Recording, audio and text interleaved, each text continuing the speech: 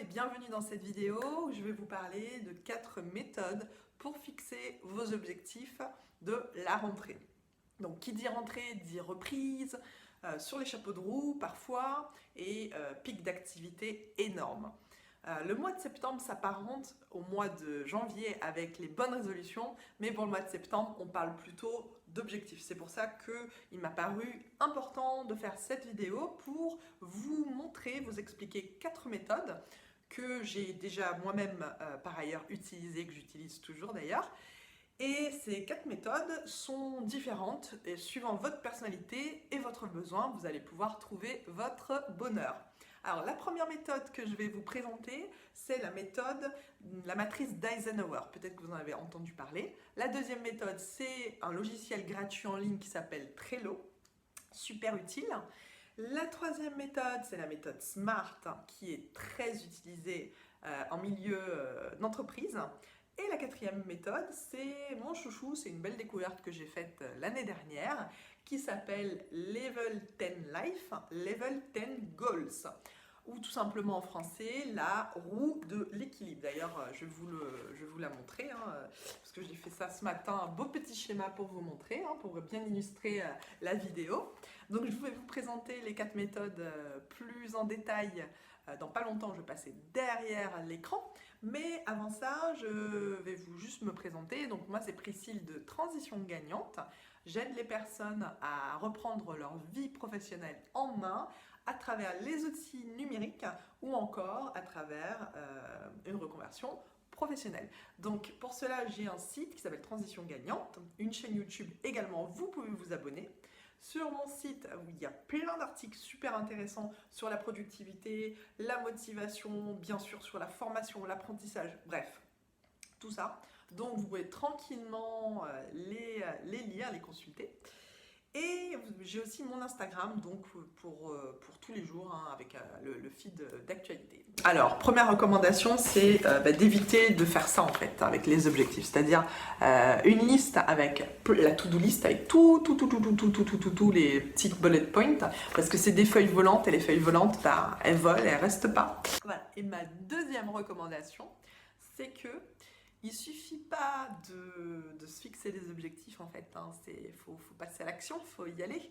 Donc c'est bien beau de faire des beaux, je sais pas moi, des beaux schémas dans votre bullet journal avec des belles couleurs, belle calligraphie, des choses à faire et je vais faire ceci, je vais faire cela. Non, ça c'est du vent si c'est pas fait. Donc il faut passer à l'action tout de suite maintenant et pulvériser un à un tous vos objectifs. Allez, c'est parti, je passe derrière l'écran, enfin. Alors, la première méthode que je vais vous présenter s'appelle la matrice d'Eisenhower. Et je vous ai fait un fabuleux schéma que voici, pour vous représenter ce que c'est, cette matrice. Donc, elle est combinée avec ce que j'appelle le brainwashing, c'est-à-dire que première chose à faire, ça va être de lister toutes vos tâches, d'accord, mais vraiment toutes vos tâches, que ce soit la plus importante à la plus insignifiante, que ce soit du pro ou du perso. Si vous voulez séparer, vous le séparez, vous faites 2 matrices d'Eisenhower à ce moment-là. Ensuite, une fois que vous avez cette liste, il va falloir mettre chaque tâche dans une des 4 sections. Pour la première section urgent non important, là, il va s'agir une fois que vous avez identifié les tâches, vous allez déléguer. Ces tâches, elles peuvent être déléguées, faites par quelqu'un d'autre. D'accord ? Deuxième section, urgent et important. Alors là, il n'y a que vous qui pouvez le faire. C'est go, c'est vous qui avez le dernier mot. Et en général, on s'attelle en premier lieu, évidemment, à cette section. Troisième section, non urgent, non important, à éliminer. Ça, il n'y a pas à tortiller. Et quatrième section, non urgent, mais important, il faut planifier. Et en général, c'est dans cette section que s'accumule nombre de tâches. Et ça vous fait des fois une to-do list à faire.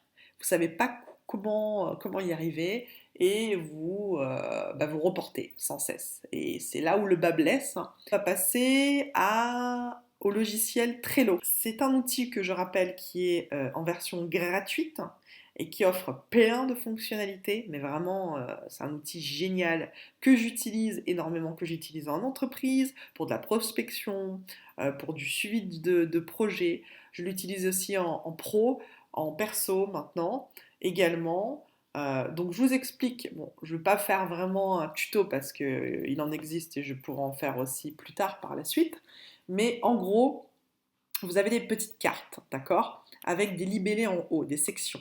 Donc première chose à faire, vous faites des sections. Donc là, par exemple, j'ai fait article de blog, etc., formation, formation.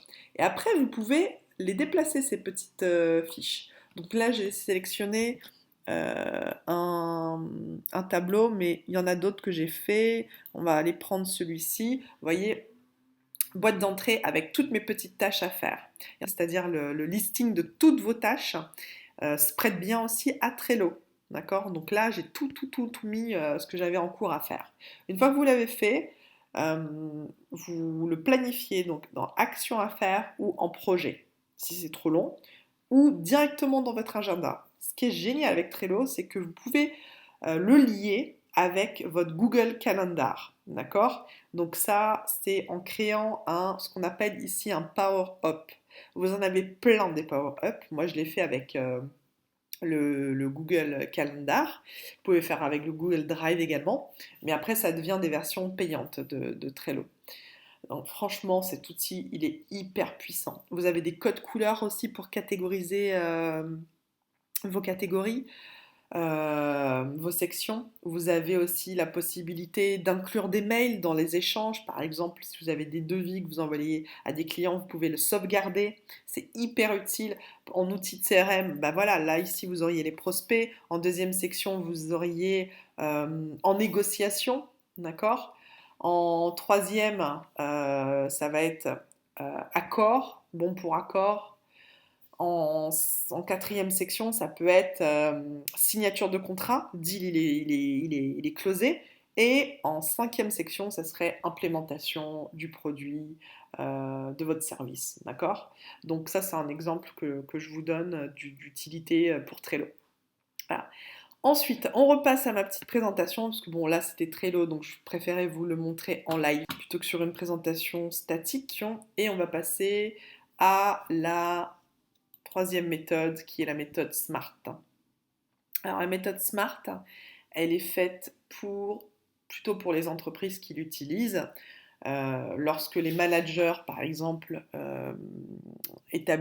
implémentent leur stratégie commerciale ou marketing ou de produits, ils vont établir des objectifs à leur équipe, leur proposer ça, et ils vont se baser sur cette méthode SMART qui veut dire, acronyme S pour spécifique. L'objectif, il doit être spécifique, il ne doit pas être vague. S'il n'est pas quantifiable, l'objectif, ça va être difficile d'octroyer une commission par la suite. Le 1, il est pour atteignable. Il faut que l'objectif soit atteignable. Et ça, c'est hyper important parce que sinon, vos équipes, elles ne sont pas du tout motivées. C'est perdu d'avance. Voilà. Le R, il est pour réaliste. Il faut que l'objectif soit réaliste. Sinon, c'est pareil. Eh bien, il va y avoir aussi la démotivation. Et surtout, la base de l'objectif n'est pas solide. Et T pour timely, ça veut dire il faut qu'il soit atteignable dans le temps. D'accord? Il faut qu'il y ait un délai d'octroyer. En général, dans les entreprises, on fonctionne par quarter, par trimestre. Et donc, sur les 3 mois, il faut que l'objectif qui a été donné soit donc réalisé en 3 mois. Voilà. Ok, donc cette méthode, elle est très corporate. Le petit bémol de cette méthode, c'est qu'évidemment, il n'y a pas forcément du qualitatif là-dedans, c'est surtout du quantitatif, on l'a bien compris. Et deuxième chose, il n'y a pas de charge émotionnelle. On ne va pas pouvoir mesurer des objectifs SMART dans tout ce qui est domaine artistique ou domaine, par exemple, dans le couple. Je dis quelque chose au hasard, hein, mais voilà, dans ces domaines-là, ça va être très, très difficile d'implémenter un objectif SMART. Ok? Alors, on passe maintenant à la quatrième méthode qui est celle que j'ai découverte l'année dernière, qui est mon chouchou puisque elle s'appelle 10 Level Life et 10 Level Goals, d'accord? Ou en français on peut dire aussi roue de l'équilibre si vous préférez. Donc là, il va s'agir de noter 10 domaines de votre vie, d'accord? Et les noter sur une note de 1 à 10. Donc là, sur la colonne de droite, c'est la Level 10 Life, et c'est un schéma que j'ai fait. Donc les 10 domaines qui sont concernés, c'est le couple, la carrière, la santé, le niveau de fun, de loisirs, spiritualité, générosité, dons, famille, développement personnel, etc. Donc là, vous allez vous poser la question, de 1 à 10, comment je me situe par rapport à ce domaine? Est-ce que j'ai des choses encore à améliorer? Vous faites vous mettez votre note, hein. Il n'y a rien, c'est intuitif, hein, je veux dire, vous allez aussi affiner l'objectif petit à petit, d'accord? Donc là, moi j'ai mis un code couleur, c'est sur sous forme de roue, hein, de cercle, en 10 étapes. Donc voilà. Ensuite, sur la page de gauche, vous avez le Level 10 Goals. Donc Level 10 Goals, par rapport au petit code couleur, je me suis fait pareil, mon listing des 10 domaines de la sphère de vie. D'accord? Donc par exemple, sur la santé, hein, on va prendre la santé. Je me suis donné, moi, comme objectif, augmenter mes séances de sport, sur la fréquence également, mais augmenter les séances de sport en running, en natation, en workout et en yoga. Donc sur la semaine, je veux faire beaucoup plus régulièrement qu'avant le sport. Et ça, c'est mon but pour la santé. Et également me coucher plus tôt, donc améliorer mon sommeil. Voilà, c'est mes deux chevaux de bataille, comme on dit.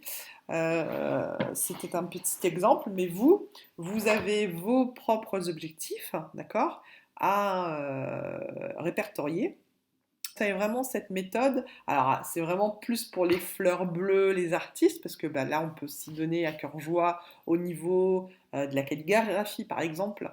Vous pouvez l'inclure, ce schéma, dans votre bullet journal, si vous en avez un. Donc, vous pouvez faire vraiment pas mal de choses. Et puis là, c'est un schéma, c'est celui que j'ai choisi, moi, la roue, qui est très graphique et pour moi, c'est un excellent visuel. Mais vous pouvez vraiment changer votre graphique et le faire sous forme de rectangle, par exemple. Donc, c'est vraiment à votre goût. Voilà. Donc, voilà les 4 méthodes. Et pour finir, comme je disais avant, surtout, bah, testez ces différentes méthodes si vous n'avez pas un feeling par rapport à l'une ou l'autre, et suivant vos personnalités aussi, et passez à l'action, parce qu'il ne sert à rien d'établir des listes et des listes d'objectifs. Il faut surtout bah, les rayer, les supprimer, les dégommer, les pulvériser, bref. Euh, enfin, vraiment, c'est le maître mot, c'est passer à l'action. Vous vous sentirez beaucoup plus léger et surtout plus performant et vous passerez à autre chose et vous serez au plus près de réaliser vos rêves. En tout cas, ce sont les 4 méthodes que je vous ai proposées. Il y en a plein d'autres, hein, sûrement. Peut-être que vous en connaissez. Donc n'hésitez pas à les partager en commentaire sous la vidéo. Je serais ravie d'en savoir plus. Et puis, bah, dites-moi si vous en avez utilisé l'une ou l'autre, enfin laquelle vous préférez. Et puis, n'hésitez pas à liker la vidéo, la partager ou vous abonner à la chaîne YouTube. Et je vous remercie énormément d'avoir partagé ces moments avec moi. Allez, bisous, ciao, ciao!